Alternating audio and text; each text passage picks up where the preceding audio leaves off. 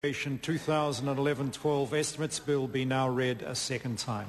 The Honourable Leader of the Opposition. Mr Speaker, I move that the words after that be omitted and the following substituted. This House has no confidence in the National Government, led by John Key, which has borrowed heavily and created a record deficit of $16.7 billion, has no plan and no vision to improve New Zealand's economic performance, has broken its promise not to cut entitlements to KiwiSaver and working for families, has made cuts that will hurt but will not solve New Zealand's economic difficulties, and has failed to act in the interests of all New Zealanders. Mr Speaker, today New Zealand needed a budget that gave it a shot in the arm. It needed a vision for a better future and how to get there. We got neither, Mr Speaker. There is nothing innovative or transformative in this budget that will address New Zealand's economic problems. In fact, Mr Speaker, this is the worst budget that I have seen in 27 years in this House. It's the least imaginative and it's the most lacklustre. Mr Speaker, this isn't a zero budget, it's a sub-zero budget. It's frozen New Zealand in time. It seeks to balance the books on the back of broken promises and on the flogging off of $7 billion worth of assets that New Zealanders built up, paid for by their taxes and which belong to them, Mr Speaker. They've banked the proceeds from those sales and from the broken promises without any mandate to do so. Mr Speaker, they've broken their word, and no amount of verbal gymnastics will disguise that fact. Mr Speaker, this budget leaves the country with a record $16.7 billion deficit and an unsustainable borrowing level of over $300 million a week. It's a budget that hurts, but it doesn't help. What we needed today was a budget from a government which had the guts to make the right decisions, however tough those decisions may be. We needed a government that was absolutely committed to ensuring that everyone paid their fair share, no matter what they did for a living, no matter where they live or how much they earn. This government has failed on both counts. We needed a government with a plan, but this budget makes it clear that National has no plan. Mr Speaker, it's not only the opposition and the trade union movement saying this, it's the business community saying that, and even National's ally, the ACT Party. John Key's made a lot of his economic skills, but in this budget he has failed absolutely to deliver. Today's budget does nothing to address the real problems facing our country. High debt, low wages, low productivity, high unemployment and poor economic growth.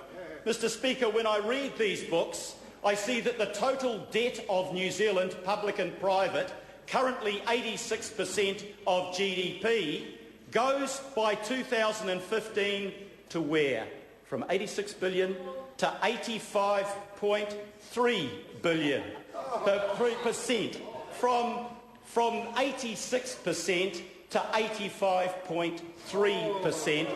That is the achievement of this government in reducing New Zealand's debt. That, Mr Speaker, is a failure. Mr Speaker, this budget was meant to be about saving. That was to be the centre point of this budget, we heard from the Minister of Finance. But, Mr Speaker, all this budget does about saving is to cut the entitlement that the National Party sincerely promised New Zealanders they would never do, Mr Speaker. Mr Speaker, this budget will do nothing to help hard-working New Zealanders who are struggling to pay the bills every week because their incomes can't keep up with the cost of living. Mr Speaker, that's because John Key and National have failed to face up to the big problems. They keep promising the good times around the corner, Mr Speaker. Really? New Zealanders don't believe that. They're tinkering around the edges. They want to play it safe when what this country needs right now is a bold plan to fix a broken economy. The legacy of this budget and this government is a $16.7 billion deficit. Mr Speaker, that is 7 times higher than the 2008 prediction by Treasury of what the deficit would be this year. 7 times higher. In November 2008, National inherited one of the lowest government debt levels across the developed world from a Labor government that ran surpluses for 9 years, not deficits, and built up $14 billion in the Cullen Superannuation Fund. Yes, Mr Speaker, there was a global financial crisis in 2008, but that was over by 2009. And Mr English, what did Mr English say in December 2008? He said New Zealand starts from a reasonable position. That's where he started in December 2008. But there is no way this government can claim that New Zealand's debt today is in a reasonable position. And why were we in a reasonable position, Mr English said in December 2008? Because the Labor government had saved for the rainy day. Mr Speaker, the fact that New Zealand is better than it might be owes much to the careful management of the last Labor government. We should actually be in a better position. Our economy should be booming, Mr Speaker. The returns that we're getting from our exports from thriving markets like China, with which I negotiated a free trade agreement, those prices are 35%. They're the highest, Mr Speaker, in 35 years, Mr Speaker. Now, we had earthquakes in Christchurch. That didn't help. But $10 billion in reinsurance money will flow into Christchurch over the next couple of years. And, Mr Speaker, I'm informed that only 10% of the deficit owes anything to the earthquakes. The fact was that the New Zealand economy was in trouble from the time of Mr English's last budget, long before the earthquakes struck. New Zealand, in the 6 months after Mr English's last budget, was failing to achieve the projected growth. In fact, we had nil growth, we had rising unemployment, and we had the highest quarterly inflation in 20 years, Mr Speaker. The problem is this: the National Government has no vision of what a successful economy looks like and no plan to get there. Gimmicks won't do it. Job summits that create no jobs, cycleways that create 200 jobs, the promise, Mr Brownlee, to mine our national parks that didn't run at all, and of course the increase in GST that didn't help growth, just made it harder for families to meet the rising cost of living. Mr Speaker, the truth is that National's 3 budgets have failed to deliver a real plan for prosperity, and they've failed to meet the fairness test. Top earners have done very well, Mr Speaker, getting hundreds and sometimes thousands of dollars extra in tax cuts each week. In fact, Mr Speaker, the top 10% of New Zealand took 40% of all the money for the tax cuts. And what did the bottom 20% get? 1.4% of the money. 1.4%. Mr Speaker, that's neither fair nor smart.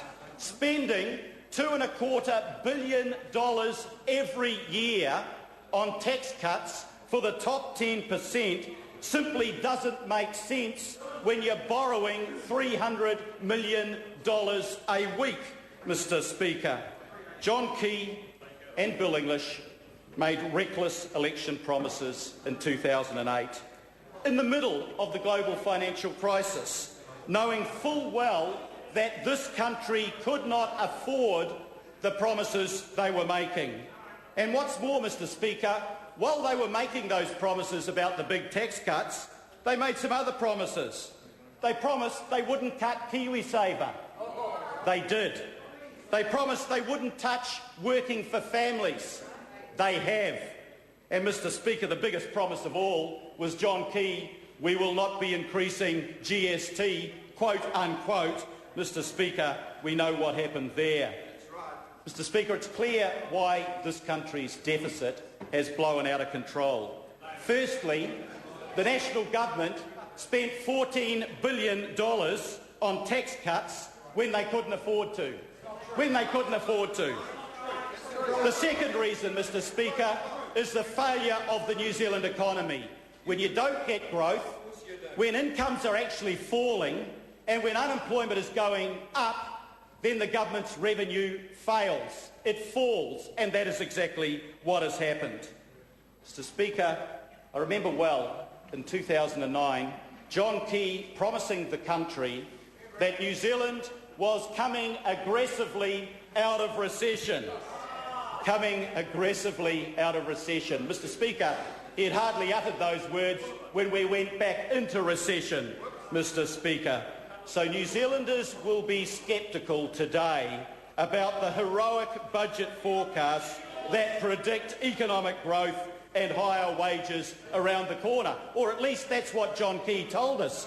When I look at the budget forecast for growth, actually that growth is going to be below the long-term forecast levels. If you take the Rugby World Cup and the Christchurch reinsurance out of that, it will be around 2.2%, Mr Speaker.